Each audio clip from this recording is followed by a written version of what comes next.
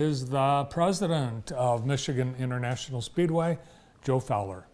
Hi, Joe. Hey, how are you, Bart? Good to see you. Welcome back. Thank you for having me back. So Joe has completed a whole year at the track and then some. This is your second official season. Yeah.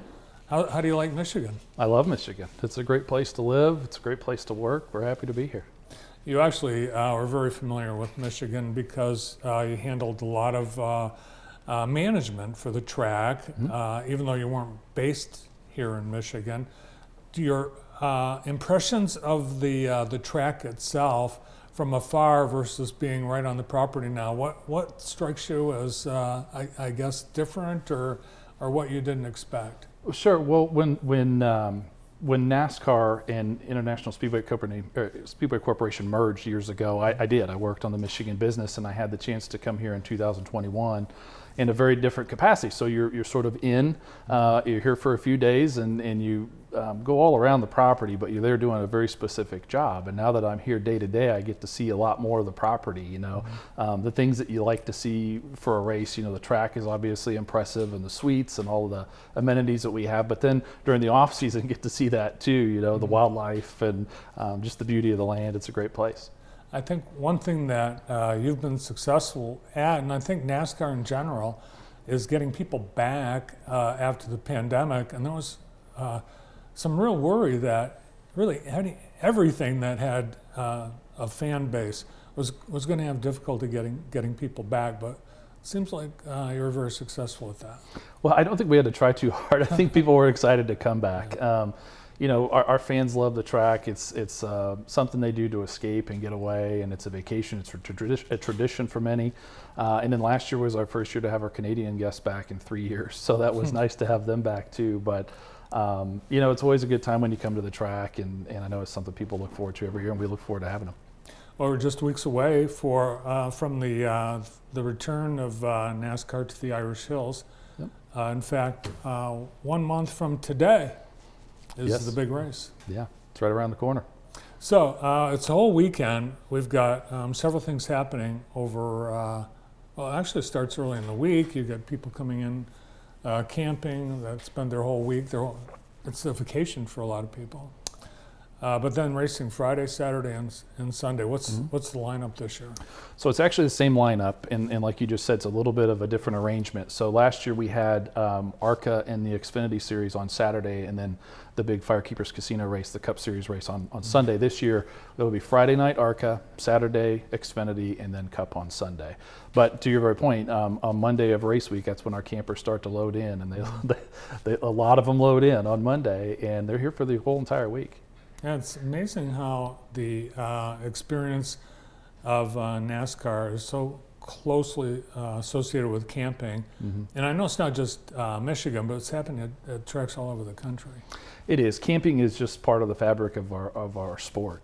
People love to come to the track and camp. And at Michigan, we have 1,400 acres of property. We're the largest. We talk about this a lot, but the largest registered campground in the state of Michigan. So. Oh, really? Yeah. Wow. And on top of that, just if you think about Michigan as a state and the people here, outdoor recreation is a passion for many. And so.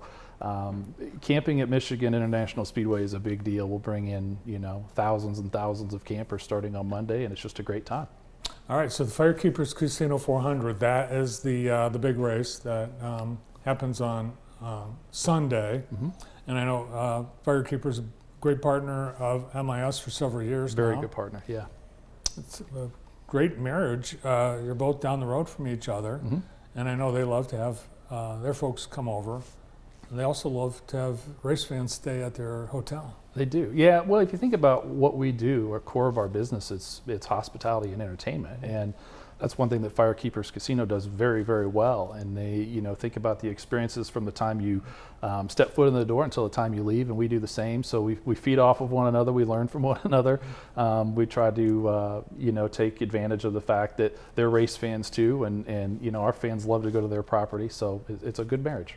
Let's talk about some of the things that people can expect on the weekend and on Sunday. Yeah. In particular for families, what are the things that you are doing that makes MIS a family attraction? Well, one, we try to keep it really affordable. I think you referenced earlier some of the pricing. I mean, entry level price for an adult ticket for Sunday is $39, and kids can go for $10 on Sunday for the big race. And that keeps it really affordable. We're really proud of that. But outside of just the affordability of the tickets and the admissions, we have a fan plaza where we'll have the NASCAR experience. We have games and DJs and music and all sorts of things happening, driver appearances. I'll be up there at some point. That's a lot of fun. And then our campgrounds, we do some fun interactive activities, especially at night, bingo, and we'll have face painters and a lot of things for the kids to see and do. Yeah, the drivers, they've embraced it. They know that in order to attract new people, they're going to have to make themselves more accessible, and they really have. They do. Yeah, there's probably more access in our sport than I would say than any other, if you really think about it. You have add-ons and things that you can do as a fan if you choose to, but you can really get an up-close look at the cars and the athletes doing Q&As and appearances throughout the property throughout the weekend.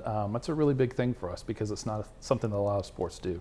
Yeah, I think like you, they appreciate Michigan and the climate and the recreation, and we do see drivers participate in the community. We do. They do have some sponsor commitments, but they also like to go out and be on the town. They do. They like to come out and have a good time. We had a driver test a few weeks ago, and I didn't get a chance to talk to everybody that was at the test, but that was sort of a theme, It's like, oh, we love coming to Michigan, especially when we get picked for a test because we can spend a few days on the lake and do things around the area. And they just love coming here. And honestly, I think that's one of the reasons our fans love coming to MIS too.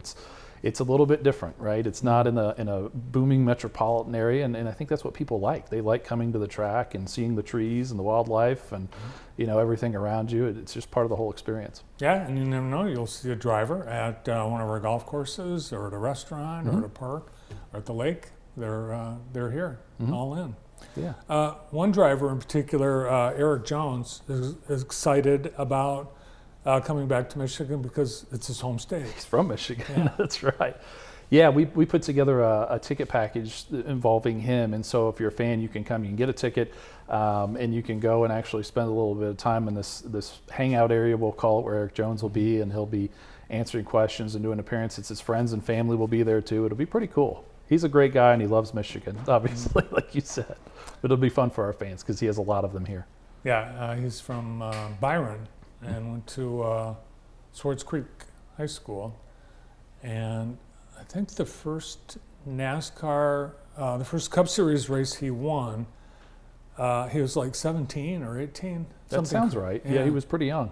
Yeah, so he grew up racing, and so I'm sure he had his eyes on Michigan as a destination he wants to do good at. I know he would love to win at our track. Yeah. I know he would love to. So the two races that lead up, and I think Eric actually, he had success when they were doing the truck races.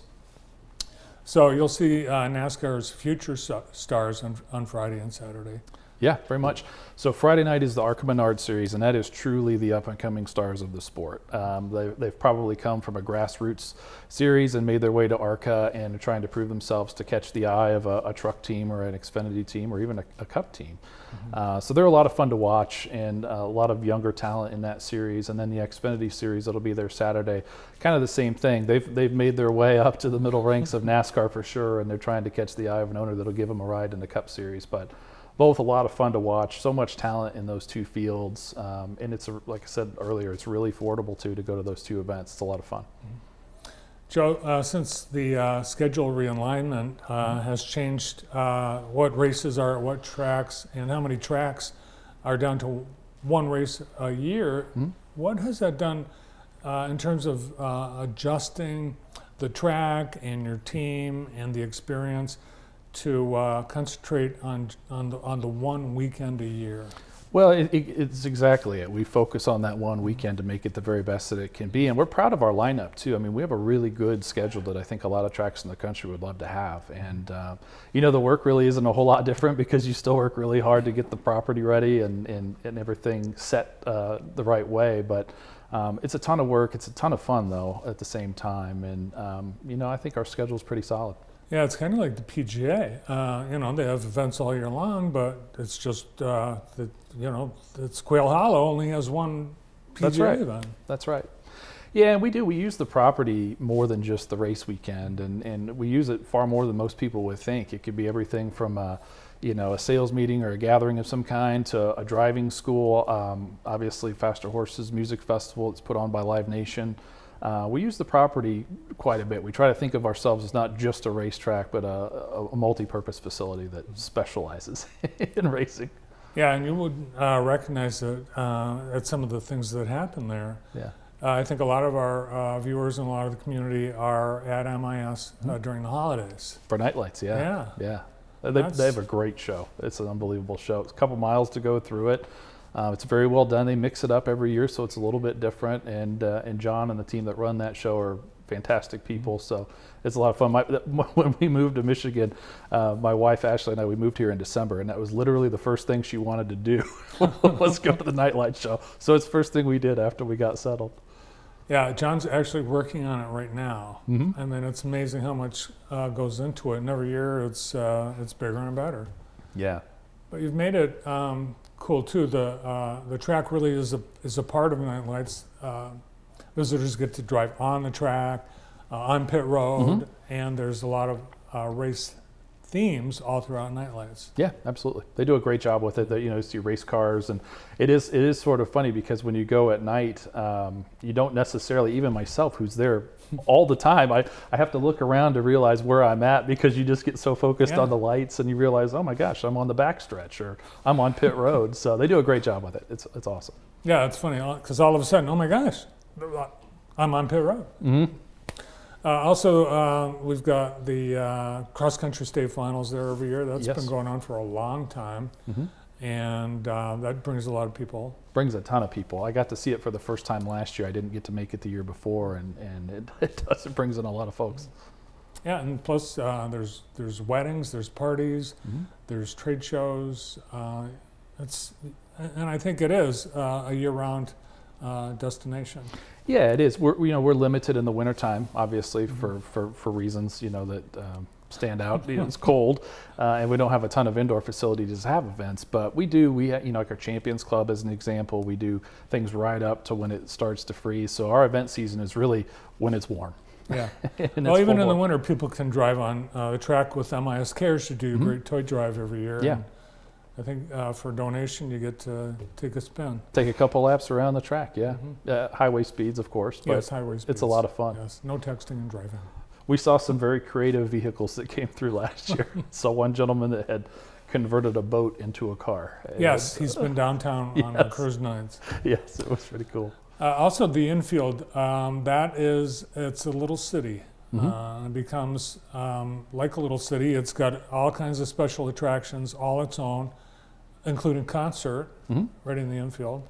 Do we know who's headlining this year? We're getting closer. It won't be a huge name, but we're definitely going to have some entertainment down the infield. And you're right, it's a city down there. It is just jam-packed full. We sold it out again this year, a little bit earlier than we did last year, so we're really proud of that. I think it speaks to the enthusiasm our fans have for coming back to the track and the sport as a whole. And the infield's a lot of fun.